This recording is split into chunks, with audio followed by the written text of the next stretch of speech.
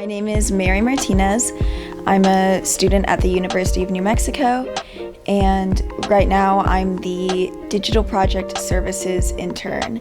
I really wanted some experience in the field of communications before I graduated college. I think it's important to have that experience as I'm still in school so I can continue learning. And then I found this job and I thought it could be a good opportunity to also learn about Texas government.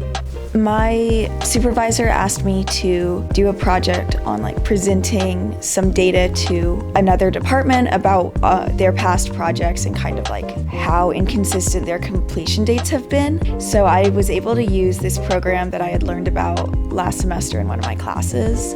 I presented the data and it was really rewarding because I got to exercise this program that I hadn't used in a while. It turned out really well, and she ended up showing off the project to other members of the team, and so I was really proud of it. The view I had going into the government was it was all going to be very official, mandated, and it is definitely official, and there are many rules that we have to follow as part of the government. But it's really surprising how much DIR feels like a business and not a branch of the government. I think part of that is because it's a smaller agency. It also just helps me realize that there are a lot of different parts of the government that we don't think about.